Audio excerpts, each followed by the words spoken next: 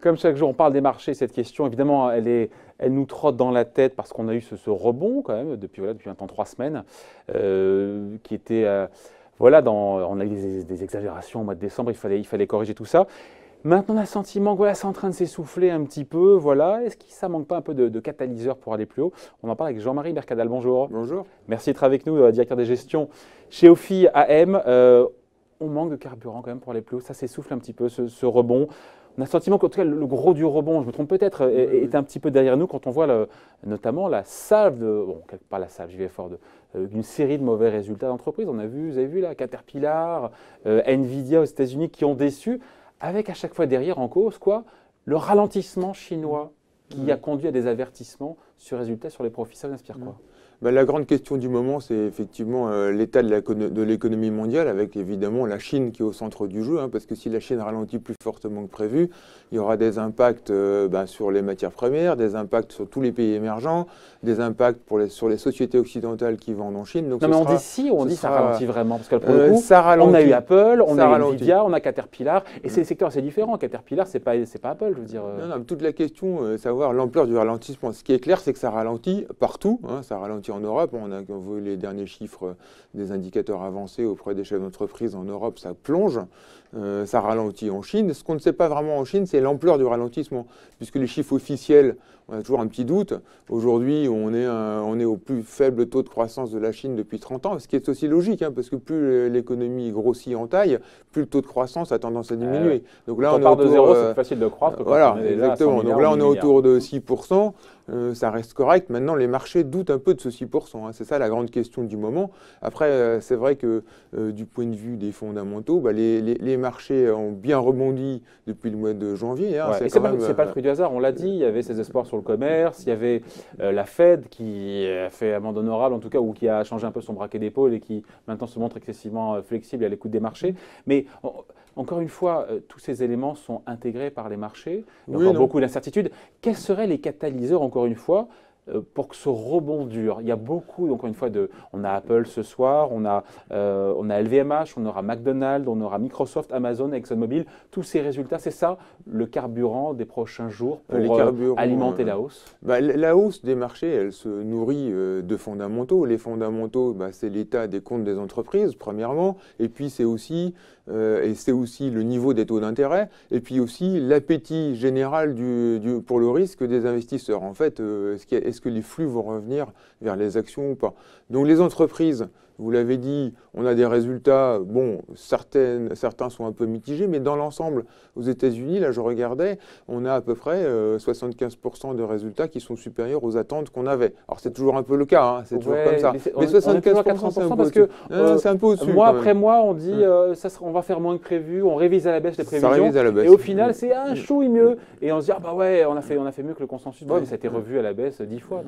L'année dernière non, parce que l'année dernière on a fait plus 20%. Sauf de croissance des bénéfices aux États-Unis, alors que la bourse a baissé, donc du coup les valorisations. Donc le premier catalyseur, ce sera les comptes des entreprises et qui seront évidemment dépendants de la croissance mondiale. Et vous le sentez comment ça là-dessus?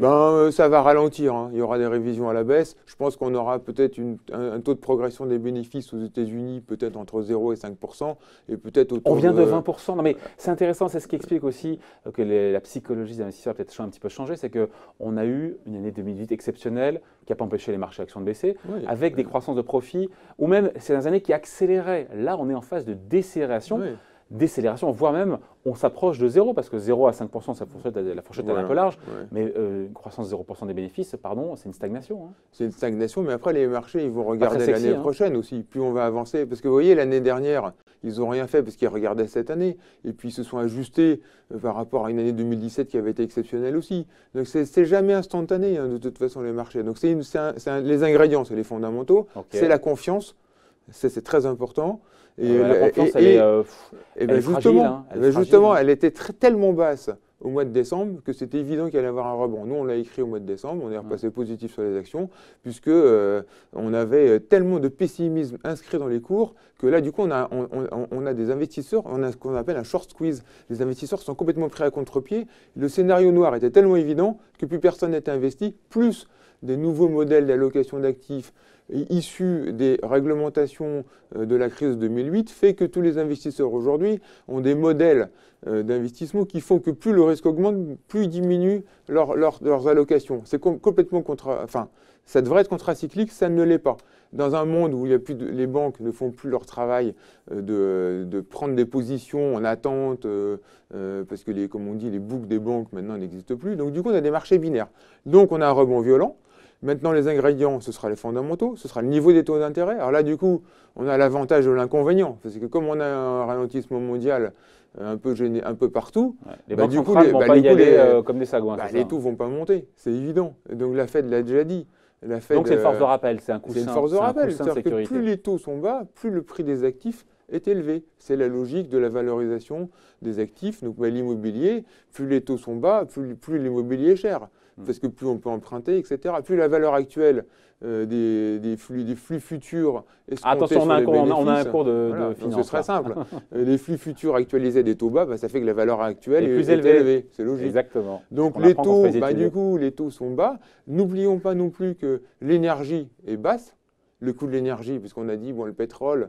Et tout ça, c'est bon. Tout ça, c'est tout bénéfique. Tout ça, c'est plutôt bon. C'est pour ça que je dis, les catalyseurs, c'est ça aussi. C'est tant qu'on a un pétrole… C'est pas déjà un peu dans les cours, tout ça. On a vu que le pétrole était à 60 et pas à 90 ou à 85. Il y a toujours deux On a bien vu que les taux d'intérêt vont tromper. Est-ce que tout ça n'est pas déjà intégré? D'où l'idée qu'il faudra des nouveaux catalyseurs. Tout ce que vous dites là, c'est dans les cours, non? Non, ça ne l'était pas. Parce qu'au mois de décembre… Aujourd'hui, pas au mois de décembre, aujourd'hui. Ça commence à l'être. Du coup, il y a une espèce de force de rappel de réalité qui fait que les investisseurs étaient tellement short que du coup, le mouvement est très violent. On est à plus 7,5 sur les actions américaines donc depuis le début de l'année, en même pas un mois. Donc c'est beaucoup, plus 5-6% sur les actions européennes. Donc du coup, c'est en train d'être pris en compte, ces éléments positifs qu'on n'avait pas vus. Alors est-ce qu'on a fait le gros du chemin pour répondre à votre question? Oui, c'est ce sujet. Je pense qu'on a fait quand même une bonne partie du chemin. Ça peut continuer un peu, mais là maintenant… on commence à revenir vers effectivement une situation où les marchés avaient oublié de regarder la bouteille à moitié pleine. Alors, ce que je pense aussi, et c'est le troisième ingrédient que je voulais évoquer, c'est que les flux, les investisseurs, nous on le voit bien, sont très risque adverses, ils sont plutôt sous-investis. Et donc, là, ça a été violent, mais je pense qu'ils ont des marges de manœuvre pour reprendre des positions sur les classes d'actifs qu'entre guillemets, qui sont plus risqués, mais qui ont plus de potentiel. Et dont on a dit, je vous coupe, pardon, dont on a dit quelles étaient ces classes d'actifs, actions sous-valorisées. Combien de fois on a entendu le niveau de valorisation sur le CAC 40, quand il était à 4006, était déraisonnablement bas, un PER, je ne sais plus, de 12. Après cette remontée, après ce rebond, aujourd'hui, on en est où? Marché action européen, marché action américain, en termes de valorisation, est-ce qu'on est encore sur le niveau bas ou on est historiquement dans la moyenne? Il y a pas assez sur les actions américaines, on est plutôt dans la moyenne. On a repris 10% depuis les plus bas du mois de décembre, c'est quand même violent. Donc le PE était à 15, grosso modo, on est un petit peu à 15, entre 15,5 et 16, suivant les résultats qu'on aura cette année. En Europe, on a repris un peu moins. La bourse européenne a moins monté. On a des niveaux de PE. Alors qu'elle a baissé autant. Elle a quasiment baissé autant, mais elle a moins monté. Elle a baissé autant, mais malheureusement, c'est ralent quand même. Il y a une énorme différence aussi, c'est que dans les actions américaines, il y a 20% de valeurs technologiques qui ont des valorisations qu'on a du mal à évaluer, parce que quelque part, comment évaluer une valeur comme Facebook, Google, etc. C'est des métiers tellement nouveaux que ça peut valoir énormément ou pas. Mais en tout cas, ça fait 20% de la cote américaine. Et donc on sent bien qu'il y a un engouement sur ce genre de valeur. C'est normal que ce soit plus cher la bourse américaine, et ça fait un parcours extraordinaire. Donc le carburant à venir, à vous écouter, donc c'est résultats d'entreprise. Résultats, taux, niveau des taux.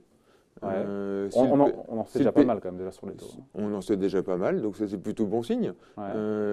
Et puis appétit pour le risque global des investisseurs. Donc là, c'est en train de revenir. Ça, c'est la psychologie pour le coup. Et ça, c'est la psychologie. Et la psychologie, c'est dépendant de plein de choses. Qu'est-ce qui pourrait débloquer? Parce que finalement, sur le commerce, un petit mot, juste 2 secondes sur le commerce, c'est le feuilleton. On s'emballe quand même vachement en fonction de Wilbur Ross, on en parlait hier, mais qui en fin de semaine dernière avait dit, le secrétaire d'État au commerce, qu'on était encore loin d'un accord. Là, il y a le vice-premier ministre chinois qui donc est en visite aux États-Unis pour reprendre les négociations. En même temps, il y a Huawei avec le département de la justice américain, avec des bisbilles. Le karma global est moyen. Parce que si on regarde la guerre commerciale, enfin, entre guillemets, guerre commerciale, parce que jusqu'à présent, il n'y a pas eu vraiment d'effet concret, mais enfin, c'est surtout un effet Il n'y a pas d'effet concret psychologique. quand Apple nous dit qu'il vend moins d'iPhone, Oui, mais quand parce qu'il y a, Caterpillar nous dit parce que en les Chine, il y résultats ne sont pas a, là parce qu'il y a le ralentissement chinois. il y a un réflexe nationaliste aussi en Chine. C'est aussi un pays Ah, c'est ce qu'on a dit sur les iPhones. avec quand même une gouvernance assez dure.